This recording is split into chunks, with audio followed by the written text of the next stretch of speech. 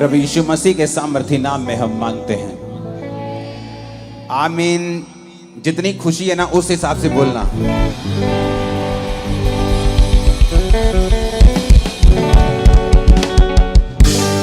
स्वागत है अमृतसर चर्च आपका खुदावंद की प्रेजेंस में। जितने पास्टर्स यहां मौजूद हैं, मैंने अपनी कलीसिया को शुरू से सिखाया है कि पास्टर्स अपनी कलीसिया की गिनती से छोटा बड़ा नहीं होता है, या एक व्यक्ति आत्मा में जीवित है, एक चर्च जीवित है, उसकी गैदरिंग से मालूम नहीं होता है। प्रकाशित वाक्य में लिखा है कि तू मरा हुआ है, क्योंकि आप हैं जीवित चर्च। लोग बोलते जीवित चर्च, मुर्दा चर्च भी होता है। प्रकाशित वाक्य में लिखा है तू मरा हुआ है, और तू ही है जो खुदा का एड्रेस है। या तो तू जीवित होगा या मरा हुआ होगा। मैं जिस कलीसिया से आया हूं वहां 35 लोग हुआ करते थे, लेकिन वो जीवित कलीसिया थी। जिस पास्टर ने मुझे बैप्टिज्म दिया है उसके चर्च में 60-65 लोग से ज्यादा लोग नहीं आते थे, लेकिन वो जीवित चर्च थी। तो आज जितने पास्टर्स यहां मौजूद हैं, पूरी कलीसिया उनका स्वागत करेगी, और अब मैं आपका वेलकम करता हूं यहां पर खुदावंद की प्रेजेंस में। और खुदावंद आपको और आदर दे, आपको और इज्जत दे, और आपकी सेवकाई को बढ़ाए।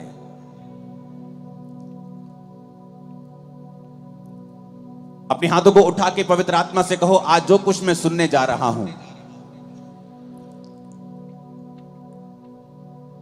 इसको टिप बंद कर दो। अपनी कारीगरी करना प्लीज, उनको बोलो जाके, इनको समझ नहीं आ रहा है। उठाओ अपने हाथों को, कहो पवित्र आत्मा आज जो कुछ मैं सुनूं मैं फलों को लेके आऊं। फिर से कहो ऊंची आवाज में, प्रभु यीशु मसीह के नाम में हम मांगते हैं। खुदावंद के लिए जितनी हाथों में ताकत है तारीफ कर दो एक बार।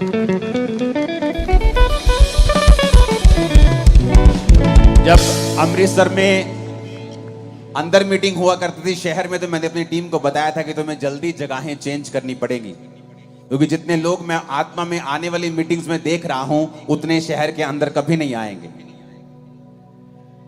आज वही हुआ। आप शहर से कहीं दूर हैं, कहीं बड़ा पंडाल है उससे जो अमृतसर में अंदर रंजीत एवेन्यू में होता था। और मुझे पता है कि आप लोगों को परमेश्वर ने यहां पे क्यों भेजा है। ये वचन मैं घर से तैयार करके नहीं आया जो अब मैं आपको दे रहा हूं यहां पर, क्योंकि जैसे ही मैंने यहां पे प्रवेश किया, पवित्र आत्मा ने कहा इनको बोल कि जो मेरे साथ वफादार नहीं रहते वो झूठ के ऊपर यकीन करने लगते हैं।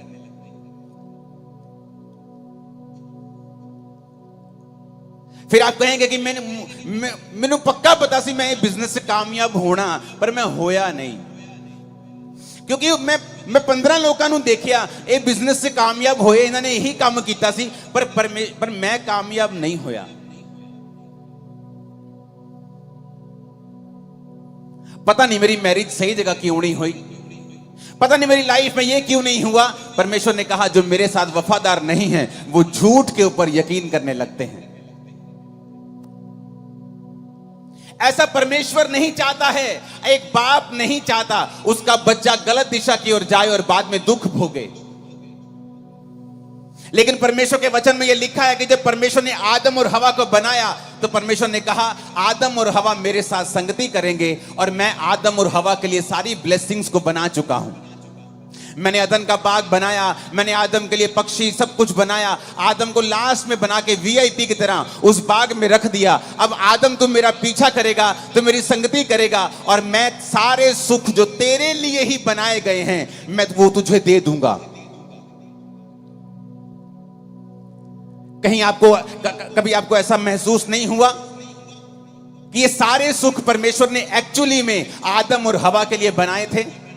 लेकिन आज उन्हीं सुखों के पीछे दुनिया पागल हुई फिरती है, चाहती है कि परमेश्वर मुझे ये सुख दे, लेकिन उनको मिलते नहीं। जब बनाए आप लोगों के लिए गए हैं, जब बनाए आदम के लिए गए हैं, तो फिर मिलते क्यों नहीं?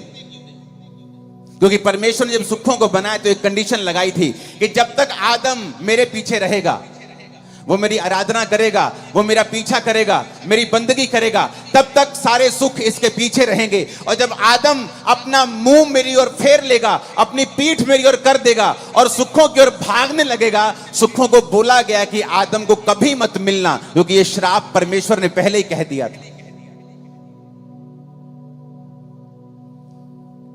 परमेश्वर ने कहा जो मुझ पे यकीन नहीं करते और मुझसे भागते हैं, फिर वो झूठ के ऊपर यकीन करने लगते हैं। फिर एक दिन उस बिजनेस का कोलैप्स होना लाजमी है, उस मैरिज का कोलैप्स होना लाजमी है, उस घर का कोलैप्स होना, गिरना लाजमी है, दुखों का आना फिर लाजमी है, क्योंकि हमने परमेश्वर की ओर जो फेस करना था, अपनी पीठ परमेश्वर की ओर कर ली है और परमेश्वर से विमुख हो गए हैं। अरे हमें तो रोज परमेश्वर की संगति करने के लिए बनाया गया है, लेकिन हम संडे भी खुदावंद के घर में नहीं जा पा रहे हैं। हमें हफ्ते में 2 दिन जाना ऐसा लगता है कि नहीं, ये तो बिब्लिकली नहीं है हफ्ते में 2 दिन चर्च जाना। संडे जाके भी कुछ लोग एहसान करते हैं और कुछ लोग संडे भी नहीं जाते हैं। जिस आदम को रोज परमेश्वर की संगति में रहने के लिए बनाया गया, वो आदम परमेश्वर से विमुख होकर बाकी वो सारे काम कर रहा है उन्हीं सुखों को पाने के लिए जो परमेश्वर ने आप लोगों के लिए ही बनाए हैं, लेकिन वो आपको मिल नहीं रहे। कहीं तो कमी है, कहीं तो मिसिंग पॉइंट है। कितने तक कुंडी हैगी पंजाबी च कहंदे कि जो मेरे लिए बनाया गया है वो मुझे ही मिल नहीं रहा है।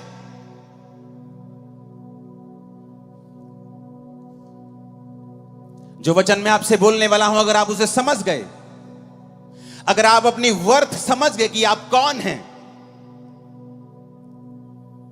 आप क्या हैं परमेश्वर की निगाह में, जब परमेश्वर आपको देखता है तो किस सोच के साथ और कैसी निगाह के साथ आपको देखता है, अगर आज आप ये वचन समझ गए, आप अपनी जिंदगी में कभी भी फेल नहीं होंगे। मैंने कहा कभी भी। आप 100 बार लड़ेंगे और 100 बार जीतेंगे, एक भी बार फेल नहीं होंगे। लड़ाई हमारी किसी व्यक्ति के साथ नहीं, किसी धर्म के साथ नहीं है। मैं आपका धर्म बदलने यहां पे नहीं आया, मैं आपका मन बदलने के लिए आया हूं। क्योंकि जीसस ने जब प्रीच करना शुरू किया तो नहीं कहा धर्म बदल लो, जीसस ने कहा मन फिराओ, मेटामोनियो, अपने सोचने के तरीके को बदल लो। तुम सोचने का तरीका बदल लोगे, मैं तुम्हारी जिंदगी में बड़े काम करूंगा। बाइबल पढ़ के देख लो, हर बड़ा मिरेकल मन फिराने से हुआ है।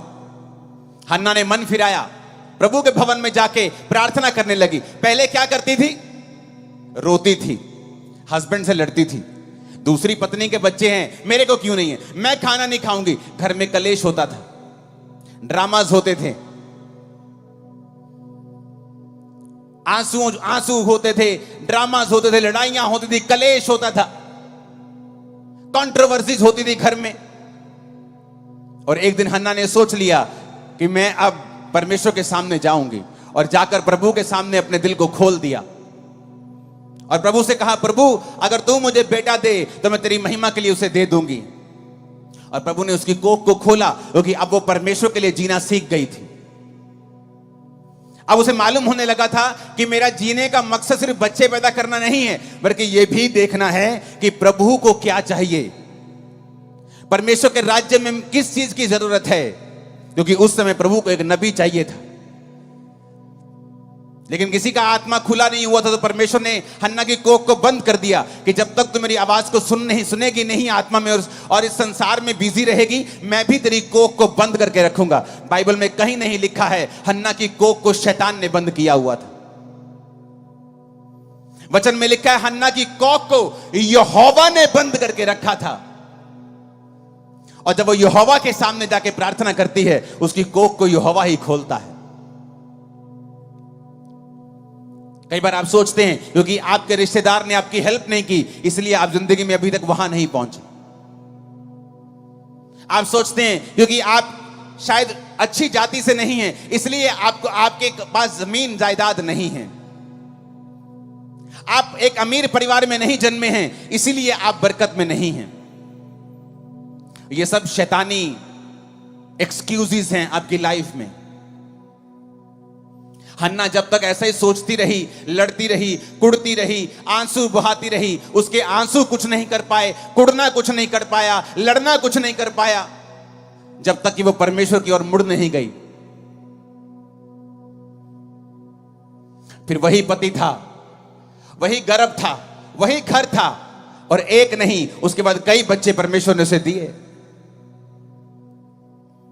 आज जो वचन आप सुनने वाले हो ना, ये आपको एक बरकत नहीं देगा, ये बरकतों के रास्ते खोल देगा आपकी लाइफ में।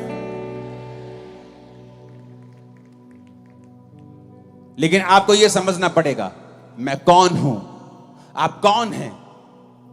जब परमेश्वर आपको देखता है तो वो किस निगाह से आपको देखता है? क्योंकि जब आप मेरी ओर देख रहे हैं, आपको लगता है कि मैं स्पेशल इंसान हूं, क्योंकि मैं प्रचार कर रहा हूं, मेरे पास लाखों करोड़ों लोग हैं। ऐसा नहीं है, मैं भी आपके जैसा ही हूं, लेकिन मैंने एक काम किया है जो शायद अभी आप कुछ कर रहे होंगे, कुछ नहीं कर रहे होंगे, कुछ करने वाले होंगे। वो काम क्या है? ये समझना कि जब प्रभु मुझे देखता है तो वो कैसे देखता है, मेरी वर्थ क्या है, परमेश्वर मेरे बारे में क्या सोचता है।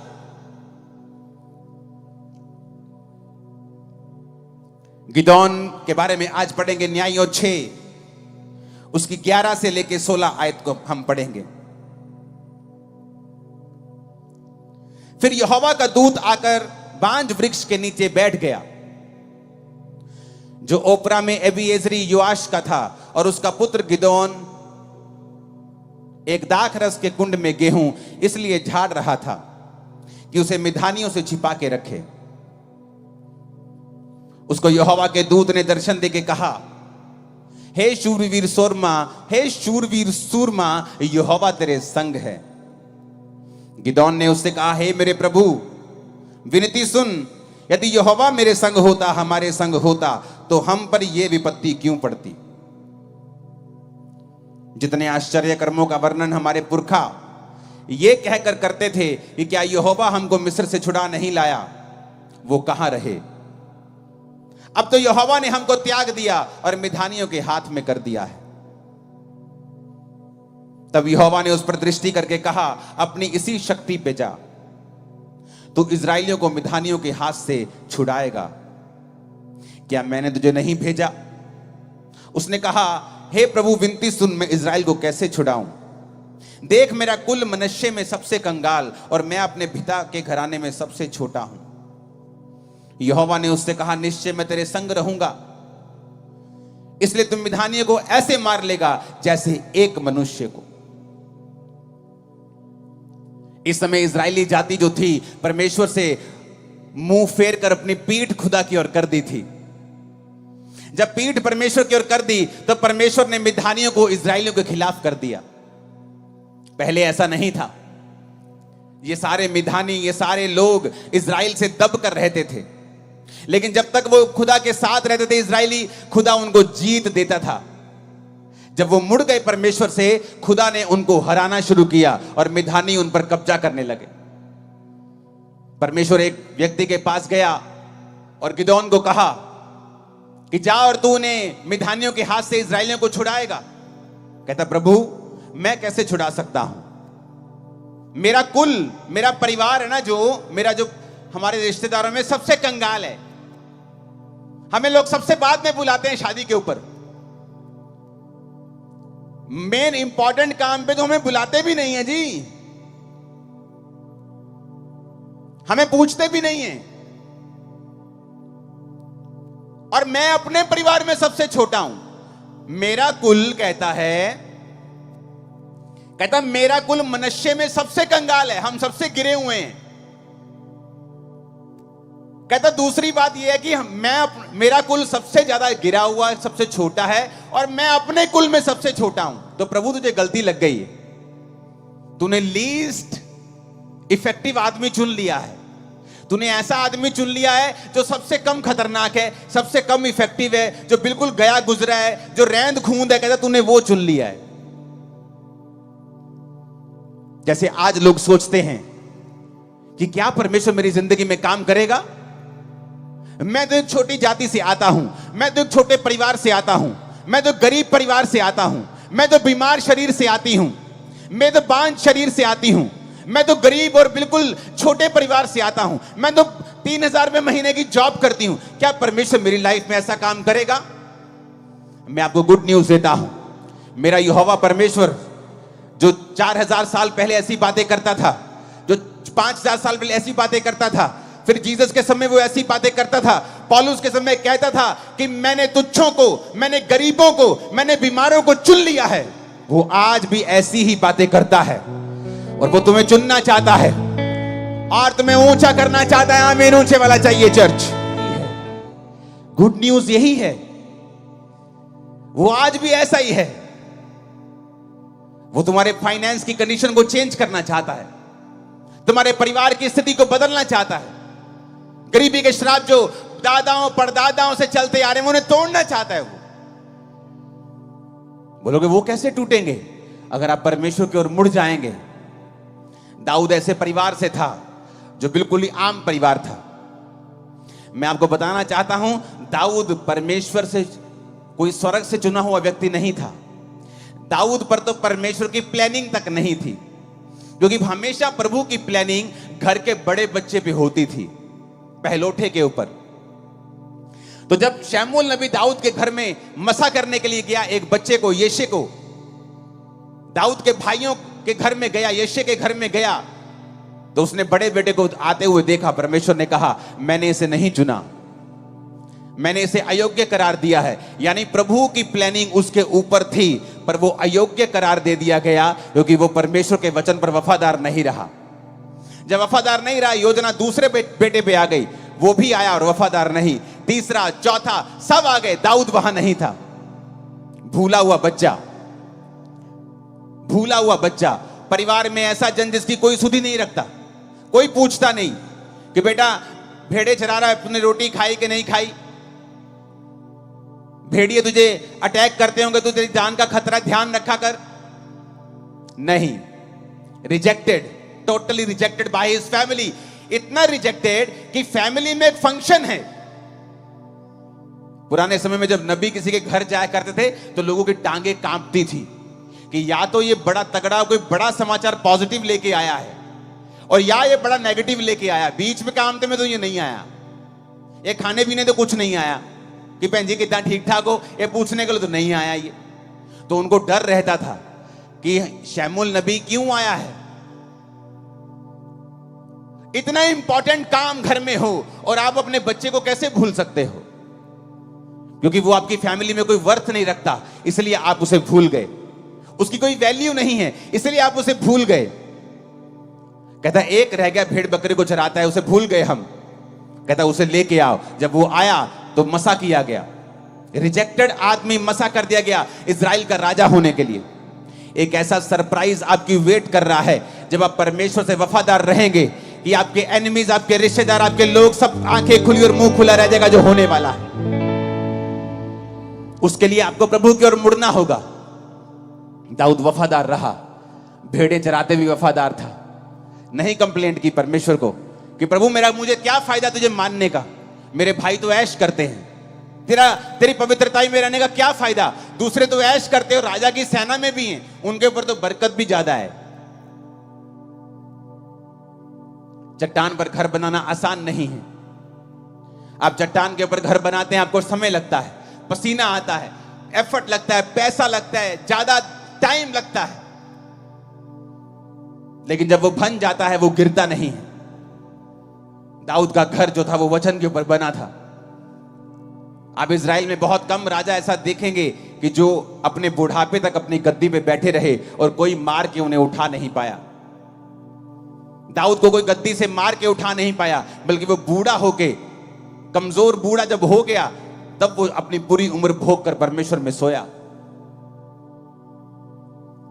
जब परमेश्वर आपकी ओर देखता है, उसी गिदोन की तरह देखता है, उसी दाऊद की तरह देखता है।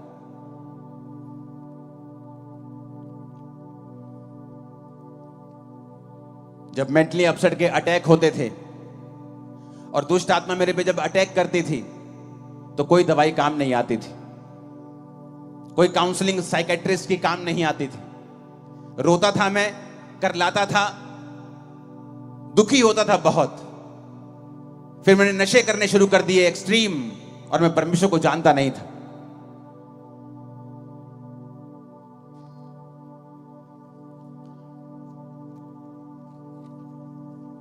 कुछ नहीं मालूम था परमेश्वर के बारे में।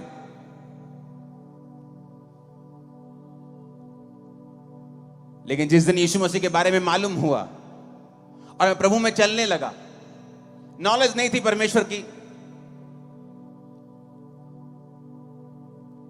और एक पास्टर मुझे आत्मा में बोलता था, तू परमेश्वर का बहुत बड़ा दास है, तू परमेश्वर का माइटी जन है। मुझे लगता था कि मैं पागल हूं, शायद मैं मर जाऊंगा। तो मुझे तसल्ली देते रहते ये लोग। मैं क्रिश्चियन बन गया हूं ना, तो शायद मुझे झूठी तसल्ली देते रहते, मुझे मोटिवेट करते रहते हैं कि मोटिवेट करके इसको थोड़ा सा टेम्परेरी सुख मिल जाएगा, थोड़ा मेंटली स्टेबल हो जाएगा आदमी, तो थोड़ा दुख कम हो जाएगा। पर मुझे मालूम नहीं था कि वो पवित्र आत्मा से ऐसा बोलते हैं। मुझे मालूम नहीं, परमेश्वर उसी तरह मुझे देख रहा है जिस तरह वो गिदोन को देखता था। मुझे वो उसी तरह से देख रहा है जिस तरह वो अपने लोगों को, अपने पतरस को, जिस तरह से पौलुस को वो देखता था, जिस तरह वो दाऊद को देखता था कि मैं सबसे छोटे को चुन लूंगा, सबसे कमजोर को चुन लूंगा, मैं सबसे तुच्छ को, सबसे गरीब को, सबसे रिजेक्टेड को चुन लूंगा, ताकि जो अपने आप को बड़ा समझते उनको शर्मिंदा कर दूं। कभी नहीं सोचा था कि इतने लाखों लोगों में कभी प्रचार किया करूंगा, क्योंकि मैं कलीसिया में फ्रंट पे भी जब बैठता था तो अपने मुंह को नीचे करता था कि ताकि मेरे को कोई देखे ना। पीछे से मैं सबसे आगे जाके बैठता था ताकि लोग मुझे, मेरे फेस को देखे ना। मुझे इतने अटैक्स, इतनी शर्म, इतनी हिचक होती थी, मैं बैठ भी नहीं पाता था प्रभु की हजूरी में। नहीं तो अगर मैं अच्छा होता तो बोलता, प्रभु मैं कंप्यूटर इंजीनियर था इसलिए तूने मुझे चुन लिया। इसलिए मैं आज कहता हूं कि मैं सबसे तुच्छ था, सबसे कमजोर था, और परमेश्वर ने मुझे चुना। और यही वो प्लान आपके लिए रख के बैठा है, आपको उसके पीछे चलना है। मुझे याद है 2004 में जब मैं परमेश्वर में आया, उसके बाद मेरी लाइफ में मैंने ऐसी कोई गलती नहीं की। किसी लड़की के साथ कोई संबंध नहीं रखा, कोई शराब नहीं पी, कोई नशा नहीं किया। बपतिस्मा लेने के बाद सब कुछ छोड़ दिया, परमेश्वर के पीछे चलने लगा। एक अच्छा बिजनेसमैन था, अपने घर में काम, अपने बिजनेस में काम करके, अपने घर पे काम करके शाम को चर्च जाया करता था। भरोसा रखता था परमेश्वर के ऊपर। मेरे साथी बहुत से थे जो गुनाहों में थे, जो पाप में थे, चर्च में आत्मा में भरते, एक्टिंग भी करते थे, और बाद में वो लड़कियों के साथ विचार भी करते थे। ऐसे भी थे, बहुत से थे। पर आज उनकी जिंदगियां आम जिंदगियां हैं, और मेरी जिंदगी आज आम नहीं है, सब लोग जानते हैं। कारण क्या है? कारण मैं खास था ये नहीं, कारण यह है कि मैंने परमेश्वर के वचन को तोड़ा नहीं।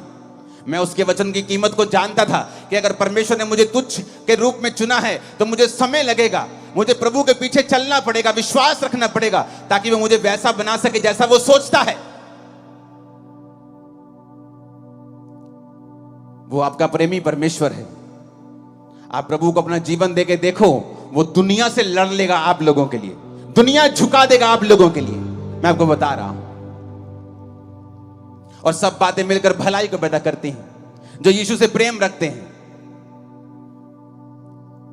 मैं शुरू से परमेश्वर को देखना चाहता था। जब मैं मसीह में नहीं था तब भी मेरे को एक परमेश्वर की ललक होती थी कि मैं परमेश्वर को देखना चाहता हूं, वो कौन है, कैसा दिखता है, क्या है।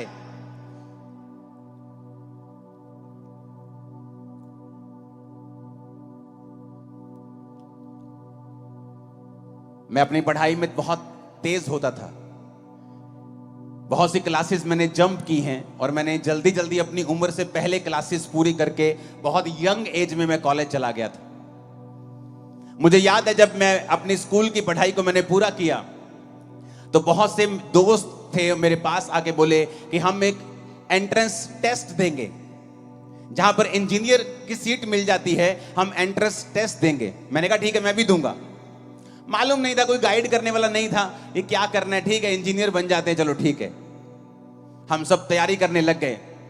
मेरे सब दोस्त, हम सब अपने दोस्त की दुकान के ऊपर शाम को इकट्ठा होते थे स्कूल के बाद, जब स्कूल खत्म हो गया, कि हम इस एंट्रेंस टेस्ट की तैयारी करेंगे और इंजीनियरिंग में हम प्रवेश करेंगे।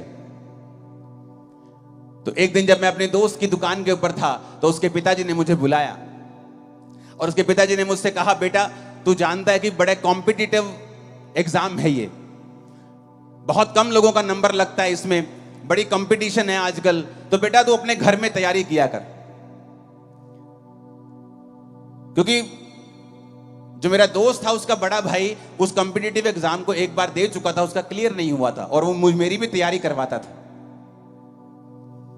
तो मुझे कभी गुस्सा नहीं लगा। शुरू से मेरी आदत ये थी, मुझे मालूम था कि जो खुदाबंद मेरे साथ परमेश्वर करेगा वो अच्छा ही करेगा। मैंने कहा ठीक है अंकल, कोई बात नहीं। मैं अपने घर पे जाकर तैयारी करने लगा। ऐसा कोई मेरे मन में मैं इनको बताऊंगा, मैं इनको दिखाऊं, मेरे मन में ऐसा कभी नहीं आता, शुरू से ही नहीं ऐसा। मेरा मन ना तो क्रिश्चियनिटी के पहले था ना बाद में, तो बिल्कुल ही नहीं। पहले कई बातों में मैं फिर करता था, लेकिन क्रिश्चियनिटी में आने के बाद अगर आप फिर भी ऐसे हैं तो आपको डिलीवरेंस की जरूरत होती है। हमने कुछ महीने एग्जाम की तैयारी की और उसके बाद जब रिजल्ट आया तो मेरे दोस्तों ने कहा रिजल्ट आ गया, रिजल्ट आ गया। मैं कितने है रिजल्ट? अखबार में आता था रिजल्ट उस समय, कहते अखबार से आ गया रिजल्ट। अखबार लेके आए, हम एक धार्मिक स्थान के ऊपर बैठे थे। जब अखबार खोली वो सारे फेल थे और मैं अकेला पास था।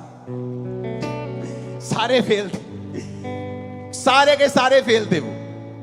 और मेरा रैंक इतना ऊपर आया कि मुझे फ्री सीट मिली थी। मैंने अपनी इंजीनियरिंग के लिए पैसे खर्च नहीं किए, तो मुझे फ्री सीट मिली क्योंकि मेरा जो रैंक था पंजाब में बहुत ऊपर था। तो मैं आपको ये इंसिडेंट इसलिए बता रहा हूं, अगर आप सच्चे हैं और अब तो परमेश्वर आपके संग है, कोई आपके साथ कितना भी बुरा करने की कोशिश क्यों ना करे, वो आपकी भलाई में बदल जाएगा। इमेजिन करो, जिस किताबों से, जिस गाइड से वो पढ़ रहे थे और मुझे पढ़ा रहे थे, अगर वो फेल हुए तो मैं तो होता ही होता फिर। पर देखो परमेश्वर ने मुझे उनसे दूर कर दिया और मैंने अपनी अलग किताबें परचेज की। माई हीरा गेट गया जलंधर में, अलग किताबें ली और मैं खुद पढ़ने लगा, खुद सीखने लगा और खुद एग्जाम की तैयारी करने लगा।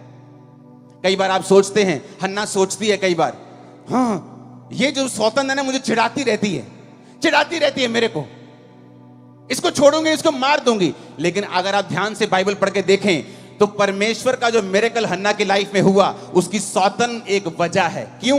वो चिढ़ाती थी और हन्ना परमेश्वर की ओर चली गई। अगर वो चिढ़ाती नहीं, ओनू बांझ ना कहती, चल तू तो बांझ है, तेरे तो होना ही नहीं, मेरा हस्बैंड तो मेरे नाल है, साडा बड़ा प्यार है, तेरे ना तो कभी होना नहीं, ऐसी बातें बोलकर उसको चिढ़ाती थी। और उसने उन बातों का गुस्सा नहीं किया, परमेश्वर के सामने गई और परमेश्वर के सामने सारा कुछ उंडेल दिया। गुस्सा मत कर जब लोग आपके खिलाफ बोलें।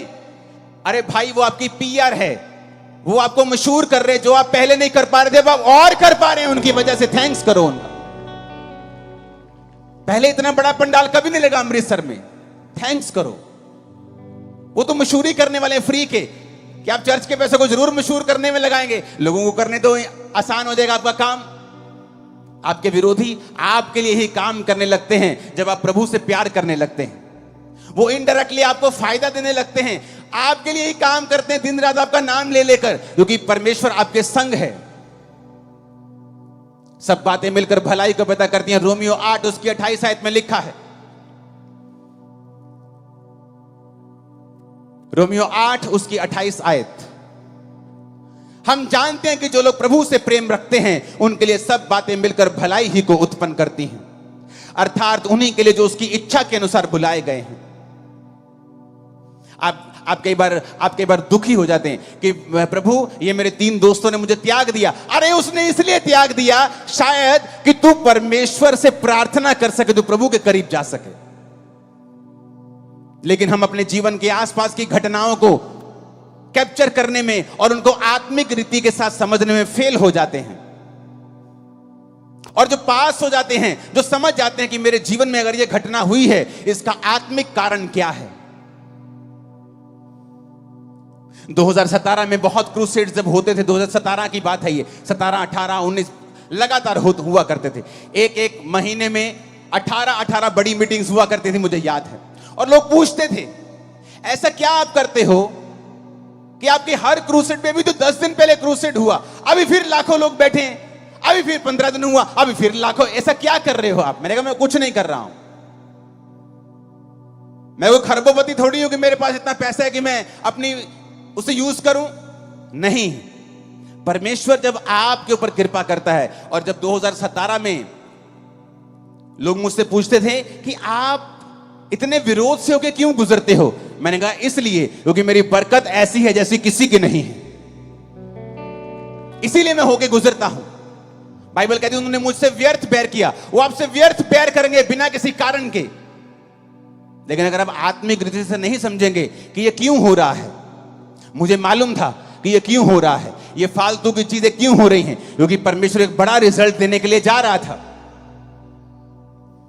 जब आप समझ जाएंगे आपकी लाइफ में क्यों हो रहा है, कई बार आपको ठोकर लगती है आपके पति से, आपकी पत्नी से, आपके बच्चे से, आपके बाप से, आपके बिजनेस से आपको ठोकर लगती है, कई बार आपके पार्टनर से ठोकर लगती है। आप सोचते हैं कि इंसान बुरा है, नहीं, आप उसका आत्मिक रीजन देखने की कोशिश करें, प्रभु की ओर मुड़े, प्रभु से पूछें मेरे साथ ऐसा क्यों हो रहा है, वो आपको बताएगा क्यों हो रहा है। सब बातें मिलकर भलाई पैदा करती हैं उन लोगों के साथ जो प्रभु से प्यार करते हैं। बात प्यार करने की है, बात यह है कि आप प्रभु के साथ जुड़े हुए हैं कि नहीं हैं। आप प्रभु से प्यार करते हैं, आप नशा कैसे बेच सकते हैं? क्या नॉनसेंस है कि आप प्रभु से प्यार करते हैं नशा बेचेंगे? आप ऐसी देह को खराब करेंगे जो प्रभु ने बनाई है? आप ऐसे घर को खराब करेंगे जो परमेश्वर ने रचा है? आप प्रभु से प्यार नहीं करते अगर आप नशा बेचते हैं तो। मैं वैसे संडे चर्च नहीं जाता हूं, लेकिन प्रभु से प्यार करता हूं। आपका बेटा आपसे रोज बात ना करे, आपको 6-6 महीने बाद डैडी बुलाए और 6 महीने बाद बात करे और कहे डैडी बता ना मैं प्यार बहुत करता। आप चर्च नहीं जाते, खुदा से प्यार करते हैं? आपने कभी बाइबल पढ़ के परमेश्वर की, अपने खुदा की, अपने बाप की इच्छा जानने की कोशिश नहीं की? आप कहते हैं आप उससे प्यार करते हैं? नहीं, आप उससे प्यार नहीं करते हैं। यीशु ने कहा जो मुझसे प्यार करता है मेरी आज्ञाओं को मानेगा। बात यह है अगर आप परमेश्वर के द्वारा चुने गए हैं तो चुने हुए के लायक काम करें। चुना हुआ अपनी लड़ाई आप नहीं लड़ता, नालायको, वो लड़ता, खुदा लड़ता है उसके लिए। लेकिन हमारे बीच में लोग हैं जो अपनी लड़ाई खुद लड़ना चाहते हैं। पौलुस कहता है निर्बुद्धि गलातियों, तुमने किसने मोह लिया? हे मूर्खो, तुमने किसने मोह लिया कि तुम अपनी लड़ाई खुद लड़ रहे हो? खुदा को लड़ने दो, ऐसा रिजल्ट आएगा, आंखें खुली रह जाएंगी। खुदा को लड़ने दो।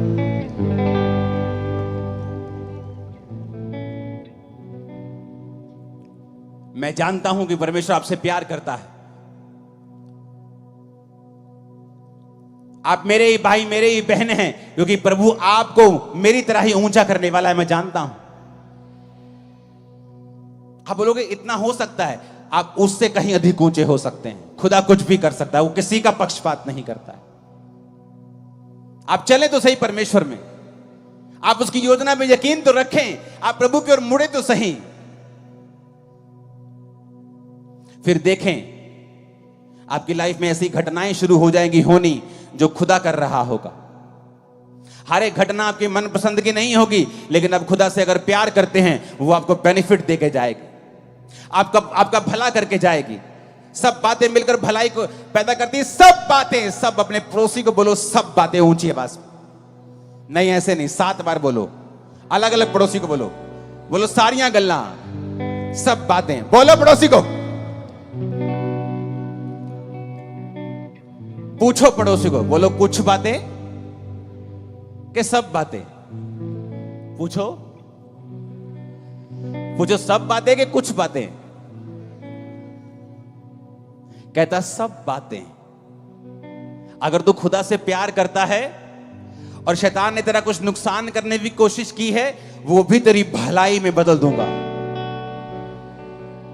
तेरी चंगियाई में बदल दूंगा, तेरी बरकत में बदल दूंगा, तेरी मशहूरी में, तेरी ऊंचाई में बदल दूंगा उस नीचाई को। उसने ये नहीं कहा कुछ बातें, कि जब तू खुदा से प्यार करेगा 99% बातें तेरी भलाई पैदा करेंगी, लेकिन 1% अटैक होगा। ऐसा नहीं लिखा है। कहता सब बातें मिलकर भलाई पैदा करेंगी। सब बातें आपके साथ जो भी हो रहा है आज के बाद, अगर आप खुदा में आ गए, आज जीवन दे दिया खुदा को, खुदा आज से मैं तेरा हूं, ये भविष्यवाणी वचन के अनुसार कर रहा हूं, तुम्हारी जिंदगी में होने वाली हर घटना तुम्हें फायदा देके जाएगी। 7 आमीन चाहिए अलग अलग हाथों को हिला।